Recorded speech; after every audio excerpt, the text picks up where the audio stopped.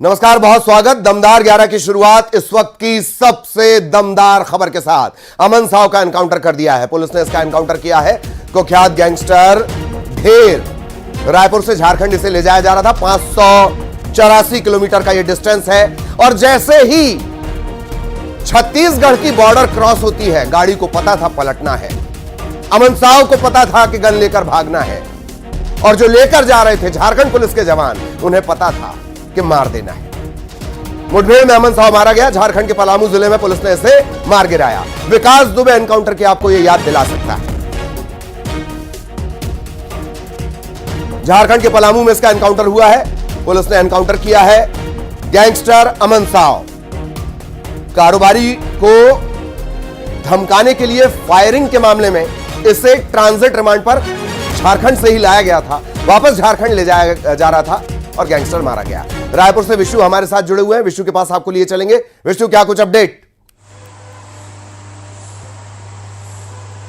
जी Lalit ji, gangster अमन साव को police ने मुठभेड़ में मार गिराया है। आपको बता दें कि उसके खिलाफ 200 से ज्यादा मामले जो है दर्ज हैं और पिछले अगर जुलाई की बात करें तो राजधानी रायपुर के ही तेलीबांधा इलाके में एक कारोबारी की दफ्तर के बाहर फायरिंग हुई थी, जिसके मामले में जो है उसकी सुनवाई जो है वो रायपुर कोर्ट में चल रही थी। और करीब 2.5 साल पहले अगर बात करें तो कोरबा में भी एक कारोबारी के खिलाफ जो है वो इसने जो है वो फायरिंग की थी, जिसके मामला इस पे जो है दर्ज है। तो करीब दर्जन भर से ज्यादा मामले इसके खिलाफ दर्ज है और करीब अगर झारखंड की भी बात करें तो 200 से ज्यादा मामले इस पर दर्ज हैं। आपको बता दें कि पिछले कई दिनों से जो है वो रायपुर जेल में बंद था। इसको जो है वो रिमांड पर जो है वो झारखंड लेके जाया जा रहा था और इसी दरमियान जो है वो पलामू में जो है वो जो गाड़ी थी वो दुर्घटनाग्रस्त हो गई। उसके बाद जो है वो अमन साव जो है वो भागने की कोशिश करने लगा और पुलिस के हथियार छूटकर उनको जो है वो उन पर ही फायरिंग करने लगा, जिसके बाद जवाबी कार्रवाई में पुलिस ने भी जो है वो फायरिंग की और इसमें जो है अमन साव को जो है मार गिराया है। आपको बता दें कि कई जो बड़े कारोबारी हैं छत्तीसगढ़ के, वो अमन साव की हिट लिस्ट में थे। लगातार उन्हें फिरौती के लिए जो है वो धमकाया जाता था, उन्हें मारने की धमकी दी जाती थी और जब वो पैसा देने से मना कर देते थे तो उन पर जो है वो फायरिंग भी की जाती थी, जानलेवा हमला भी किया जाता था। तो एक बार फिर से जो है वो जुलाई में ये काम जो है अमन साव ने किया था राजधानी रायपुर में, जिसके बाद जो है वो पुलिस ने उसकी गिरफ्तार किया था और पिछले कई महीनों से जो है वो रायपुर की जेल में बंद था। उसे ट्रांजिट रिमांड में जो है वो झारखंड पुलिस जो है वो ले जा रही थी, तभी ये जो है मुठभेड़ हुई और इसमें अमन साव जो है वो मार गिराया गया है। आपको बता दें कि महंगे कपड़ों का शौक इसे था। लॉरेंस बिश्नोई गैंग से इसका जो है संबंध बताया जाता था, इसलिए जो है वो इसके इरादे काफी बुलंद थे। आपको बता दें कि इसकी मुठभेड़ में मारे जाने के बाद जो कई कारोबारी जो इसके हिट लिस्ट में थे, जिन्हें लगातार फोन करके ये फिरौती मांगता था, जो काफी इससे डरे रहते थे, अब उनको जो है वो एक राहत की सांस लेंगे, क्योंकि अब इसे जो है मुठभेड़ में मारा गया है। और करीब कई साले इसके मामले जो है वो दर्ज थे, चाहे रायपुर की बात करें, छत्तीसगढ़ की बात करें या झारखंड की बात करें, सभी जो है वो राज्यों में करीब 200 से ज्यादा मामले दर्ज थे। लेकिन अब जो है वो इस कुख्यात गैंगस्टर को झारखंड पुलिस ने जो है मार गिराया है। बदले में आपको बता दें कि जब ये पूरी घटना हुई, जब इसने पुलिस का हथियार लेकर पुलिस पर ही फायरिंग करने की कोशिश की, तो एक पुलिसकर्मी भी जो है वो घायल हुआ है, उसे भी जो है वो गोली लगी है। उसके बाद जो है पुलिस ने जवाबी कार्रवाई की, उसके बाद जो है वो अमन साव जो है वो मुठभेड़ में मारा गया है। ललित, बिल्कुल जवाबी कार्रवाई भी आप इसे कह सकते हैं। जवाबी कार्रवाई के दौरान पुलिस ने इसे मार गिराया। विशु, क्या कुछ पुलिस के रिएक्शन मिल पा रहे हैं? इसके बारे में कोई जानकारी? कितने लोग उसके साथ थे? किस गाड़ी से उसे ले जाया गया? मेरा ख्याल है ये एसयूवी है, स्कॉर्पियो होनी चाहिए अब तक जो जानकारी लगी उसके मुताबिक। और क्या कुछ अपडेट पुलिस प्रशासन की तरफ से? विशु, जिस पूरी घटना को लेकर झारखंड के जो पलामू एसपी हैं, उन्होंने ही जानकारी दी है कि जब घटना उस वक्त हुई जब राजधानी रायपुर से झारखंड इसको पुलिस लेकर जा रही थी, उस समय पलामू में जो है वो ये घटना हुई।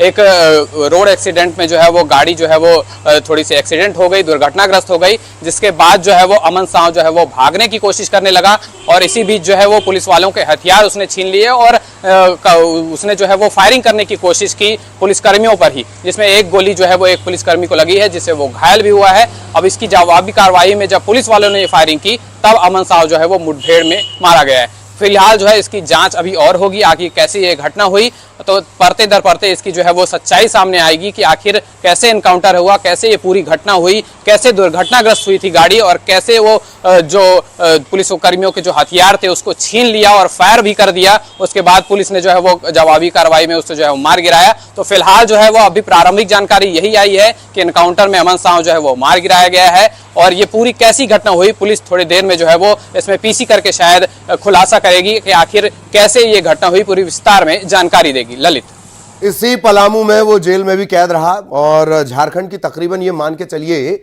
10 से 12 जेलों में घूमता घूमता वो रायपुर आया। रायपुर उसके लिए आखिरी जेल थी, इसके बाद उसे मुक्ति मिल गई। विशु, एक बार और जरा हमारे दर्शकों को बताएं वो घटनाक्रम जो छत्तीसगढ़ से जुड़ा हुआ था, तेलीबांधा थाने में फायरिंग का, किस तरह से वो फायरिंग की गई थी, गाड़ी छोड़कर जो बदमाश है वो फरार हुए थे, लेकिन एक के बाद एक लिंक मिलते चले गए। विशु जी ललित जी, 13 जुलाई की ये घटना है जब राजधानी रायपुर के तेलीबांधा इलाके में एक जो कारोबारी है उससे फिरौती की मांग की गई थी और जब उसने फिरौती देने से मना कर दिया था तब अमन साव के जो शूटर्स हैं वो उसके दफ्तर के बाहर पहुंचे थे और फायरिंग की थी। उसके बाद जो है वो जब वो भाग गए थे उसके बाद पुलिस इस मामले में जो है वो जुड़ गई थी और लगातार जो है इस पर एक के बाद एक गिरफ्तारियां हो रही थी। बाद में अमन साव तक पुलिस पहुंची और अगर कोरबा की बात करें तो पिछले 2.5 साल पहले जो एक घटना हुई थी जब कोरबा में एक कारोबारी के दफ्तर में इन्होंने फायरिंग की थी। तो ये दो मामले जो छत्तीसगढ़ से जुड़े हैं, जो अमन साव से जो है वो सीधे तौर पर जुड़े हुए हैं। 145 का इसका पूरा ग्रुप माना जाता है, तकरीबन 150 का, और उसमें से 99 अभी भी बाहर हैं। बहुत धन्यवाद विशु आपका इस तमाम अपडेट के लिए। सहयोगी विशु विस्तार से जानकारी दे रहे थे। बात सियासत की। भोपाल में विधानसभा सत्र के दूसरे दिन कांग्रेस ने जमकर हंगामा किया है।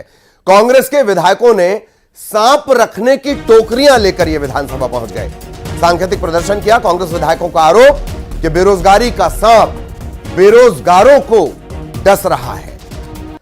बेरोजगारी का सांप बेरोजगारों को डस रहा है। आज यह प्रदर्शन है, टोकरी प्रदर्शन है। कल काला कपड़ा प्रदर्शन था, मुंह पर नकाब वाला प्रदर्शन था। टोकरियां लेकर यह सांकेतिक प्रदर्शन कांग्रेस का। ये आप देख सकते हैं बेरोजगारी का कांग्रेस का प्रदर्शन। कांग्रेस ने कहा ये बेरोजगारी का सांप, ये प्रदर्शन बता रहा है कि आज जो है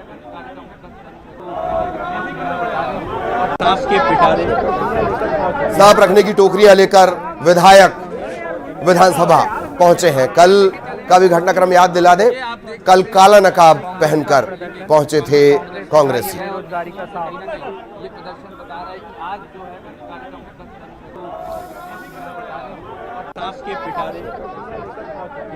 विधानसभा के बजट सत्र का आज दूसरा दिन है और कांग्रेस लगातार सत्ता पक्ष को घेरने का काम कर रही है। आप देख सकते हैं कि आज कांग्रेस के जो विधायक हैं वो अपने हाथों में टोकरियां लेकर पहुंचे हुए हैं और उनसे सीधे हम बातचीत करेंगे। आप देख सकते हैं कि हाथों में ये टोकरियां हैं, हाथों में टोकरियां लेकर आए हैं। सर, इस पे लिखा हुआ युवा बेरोजगार नौकरी का कर रहे हैं इंतजार, और ये सांप की टोकरियां लेकर क्यों आए सर? बेरोजगारी रूपी सांप युवाओं को डस रहा है। इस प्रदेश में सर्वाधिक बेरोजगारी 45 साल की।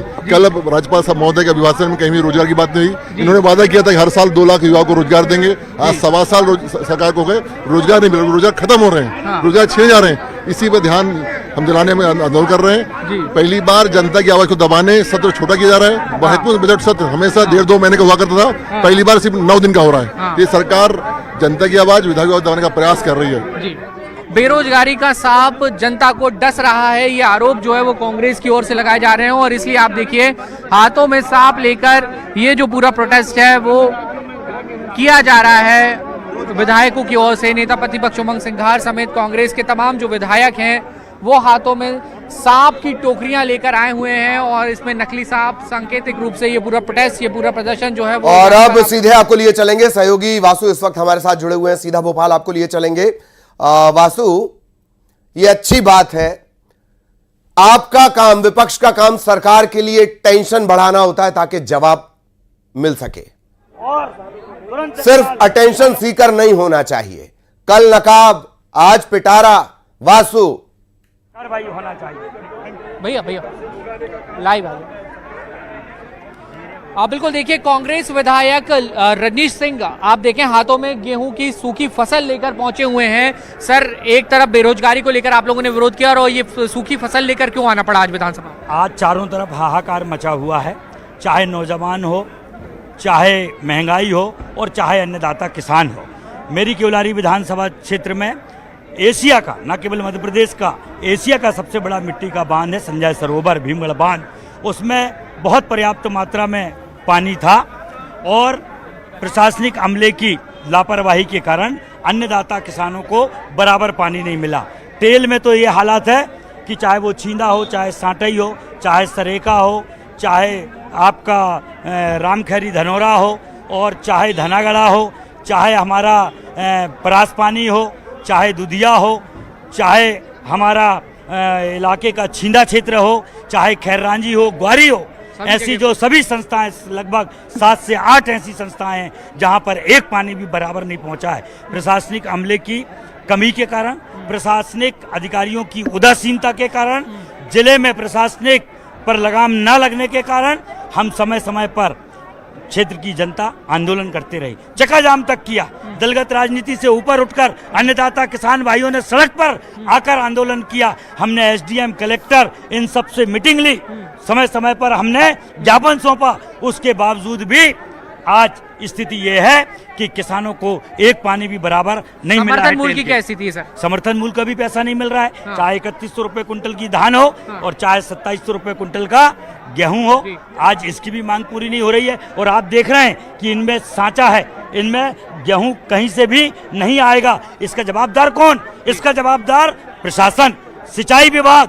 ऐसी सब इंजीनियर को एसडीओ बना दिया गया। जितनी अमले की जरूरत है उतना अमला नहीं है। सरकार कुंभकर्ण की नींद में सोई हुई है और हमने जिले के प्रशासन को हर संभव जगाने का प्रयास किया, पर अब अंत में कम से कम आखिरी दौर चल रहा है। उसके अभी भी बांध में भरपूर पानी है और ये मेरी अकेले की समस्या नहीं है, पूरे सिवनी जिले की ये समस्या है। देखिए, आप कांग्रेस विधायक जो है वो मुद्दा उठा रहे हैं कि जिस तरीके से फसलें सूख गई हैं, पानी नहीं छोड़ा गया, ये किसानों के लिए एक बड़ी मार है। जी बिल्कुल बिल्कुल, बहुत धन्यवाद वासु आपका। और जो विधायक है केवलारी के, वो हमारे साथ जुड़े, अपनी बात उन्होंने रखी, उनका भी बहुत बहुत धन्यवाद। लगातार विधानसभा के सेशन पर नजर बनी हुई है। ग्वालियर में बदमाशों ने फायरिंग और गाड़ियों में तोड़फोड़ की है। सीसीटीवी में एक युवक फायरिंग करते हुए रिकॉर्ड भी हुआ है। मुरहर थाना इलाके के बड़ा गांव की घटना है। सीसीटीवी फुटेज के आधार पर आरोपियों की तलाश की जा रही है। बताया जा रहा है कि राय सिंह राणा के घर पर फायरिंग की गई। बबलू राणा और उसके साथियों पर फायरिंग के आरोप लगे हैं।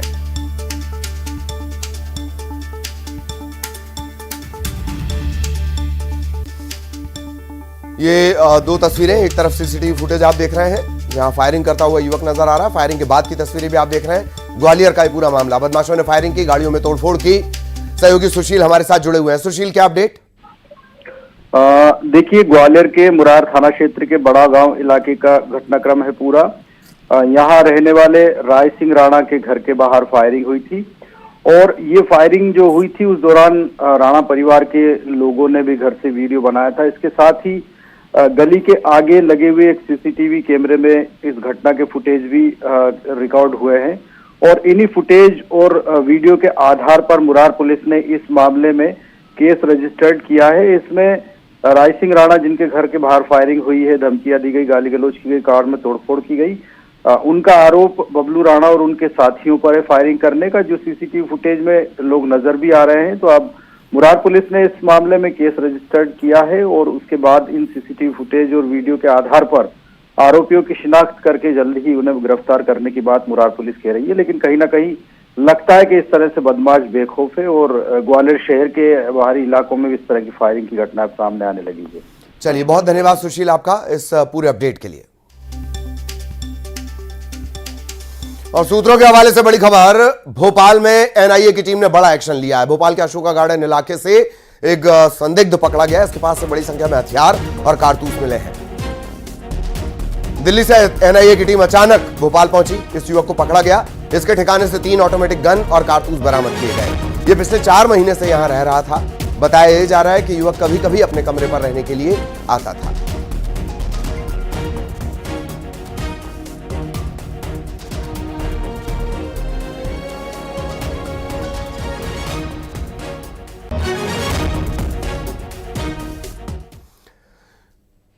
इधर सीधी में जादू टोने और अंधविश्वास के शक में हत्या कर दी गई। महिला ने दूसरी महिला को मौत के घाट उतार दिया। हत्या के बाद शव को जंगल किनारे फेंक दिया गया। आरोपी महिला गिरफ्तार कर ली गई है। मझौली थाना क्षेत्र का यह पूरा मामला है। सीधी से एक और अंधविश्वास की खबर। एक महिला ने दूसरी को मौत के घाट उतार दिया। वृद्ध महिला, लगभग 60 साल की महिला को किसी ने धारदार हथियार से मार दिया है। उसकी बॉडी पड़ी हुई है। जब जाके वहाँ पे तहकीकात की गई तो मालती कोरी नाम की महिला है, जिसका प्रथम दृष्टया कुल्हाड़ी या किसी धारदार कुल्हाड़ी जैसे किसी धारदार हथियार से वार करके किसी के द्वारा हत्या करना पाया गया। और अभी तक की जांच में सविता बैगा उसकी पड़ोसी ही है, लगभग 28 साल की महिला है। उसके द्वारा किसी आपसी विवाद को लेकर ये घटना कारित की गई है और उक्त जिस पे संदेह किया जा रहा है सविता बैगा हिरासत में है। इससे पूछताछ की जा रही है और आगामी पूछताछ और जो भी इसमें एविडेंस आएंगे उसके आधार पर अग्रिम कार्रवाई की जाएगी। खबर बुरहानपुर से। शाह बाजार नया मोहल्ला स्थित एक घर में चोरी की वारदात को अंजाम दिया गया। तकरीबन 3 लाख के जेवरात और कैश लेकर चोर फरार हो गया। सीसीटीवी में चोर की तस्वीरें रिकॉर्ड हुई हैं। इसमें वो लॉक तोड़ते नजर आ रहा है। पुलिस इस मामले की पड़ताल में जुटी हुई है। ये वो तस्वीरें जब लॉक तोड़कर ये घर के अंदर दाखिल होता है और फिर 3 लाख के जेवरात और कैश लेकर फरार हो जाता है।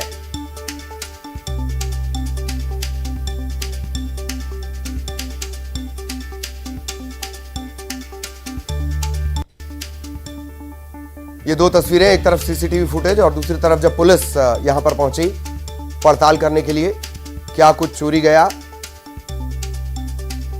और बुरहानपुर का पूरा मामला। शाह बाजार नया मोहल्ला स्थित एक घर में चोरी की वारदात को अंजाम दिया।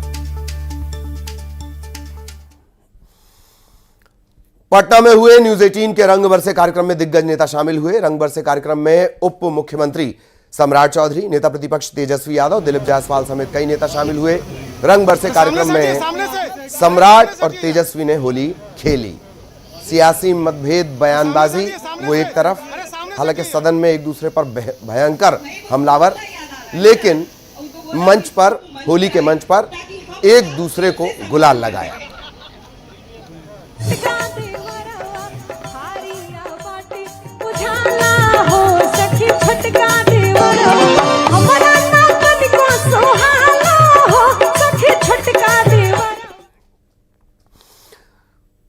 बागेश्वर धाम के बाबा पंडित धीरेन्द्र शास्त्री ने अनंत अंबानी और उनकी टीम की वन्य जीव संरक्षण की पहल वन तारा की सराहना की है। वन तारा जानवरों को बचाने, उनका पुनर्वास करने और उन्हें सुरक्षित वातावरण प्रदान करने का कार्य करता है। गोपालगंज में हनुमंत कथा के समापन के बाद धीरेन्द्र शास्त्री ने कहा कि प्रत्येक जीवात्मा में परमात्मा विद्यमान है, जीव में ही शिव है। उन्होंने कहा कि भारत में एक अद्भुत कार्य हो रहा है जिसकी चर्चा एशिया भर में हो रही है।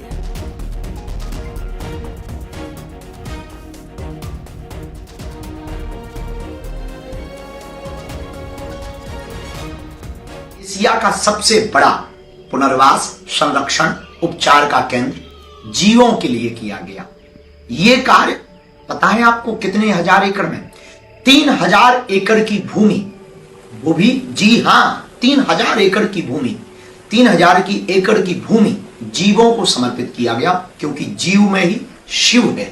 और ये कार्य करके दिखाया है हमारे बड़े ही प्रिय भ्राता, बहुत ही प्यारे, जो राष्ट्र के लिए समर्पित, प्रत्येक व्यक्ति के लिए समर्पित, सदा सबकी मदद करने वाले, अब जीव में शिव देखने के लिए उन्होंने ये कार्य किया। हमारे भैया श्री अनंत अंबानी जी, उन्होंने वन तारा, ये नाम आपने सुना होगा, अभी 4 मार्च को यशस्वी माननीय प्रधानमंत्री जी ने उसका ऑफिशियली उद्घाटन किया।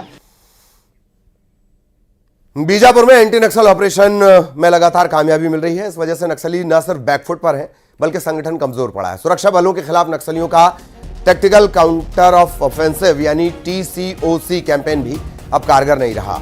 गर्मियों में नक्सली TCOC कैंपेन चलाते थे। इस कैंपेन के तहत गर्मी में थके जवानों पर नक्सली अचानक हमला बोलते थे। साल 2005 से 2023 के बीच ताड़मेटला, कसलपाड़, बुरकापाल, झीरम, टेकुलगुड़म, अरनपुर जैसी वारदातों में नक्सलियों ने यही साजिश रची थी। स्पेशल जनरल कमेटी है, उसमें जो वर्दीधारी माओवादियों की संख्या ज्यादा है। TCOC के दौरान ये एक जगह केंद्रीकरण करते थे और उसके बाद में सिक्योरिटी फोर्सेस पे अटैक करना, एम्बुश करना, कैंप पर अटैक करना और विभिन्न प्रकार के जो इनके नक्सली अभियान ये चलाते थे, जिसकी वजह से हमें बीते वर्षों में सुरक्षा बलों को काफी नुकसान उठाना पड़ा था। लेकिन अब पिछले 1-1.5 साल से आपने देखा होगा कि सुरक्षा बलों के द्वारा जो नक्सल विरोधी अभियान है में काफी तेजी आई है और उस एग्रेशन की वजह से इनको हमेशा नुकसान उठाना पड़ा है और इनका जो टीसीओसी का पीरियड है कारगर नहीं रहा है, जबकि हमारे जो नक्सल विरोधी अभियान है काफी कारगर रहे हैं और जो हमारे जो आगामी दिनों में भी जो नक्सल विरोधी अभियान है उसमें भी और एग्रेशन आए। बलौदाबाजार के खपरीडीह में 3 साल की बच्ची की संदिग्ध परिस्थितियों में मौत हो गई है। माता पिता का कहना है कि मितानिन ने फालेरिया की दवा दी। इसके बाद बच्ची की तबीयत खराब हुई, बरपाली स्वास्थ्य केंद्र ले जाया गया। इसके बाद मेकाहारा में भर्ती कराया गया, लेकिन बच्ची की जान नहीं बचाई जा सकी। नहीं रहे घर में तो फलेरिया गोली खवा रही मैडम मितानिन मतलब पता नहीं रही से बाद में मतलब पता चली से पड़ोसी बताई कैसे इसने अल्लाह सुते है ऐसे कहे ना, तो वो लड़की बताई से पड़ोसी है।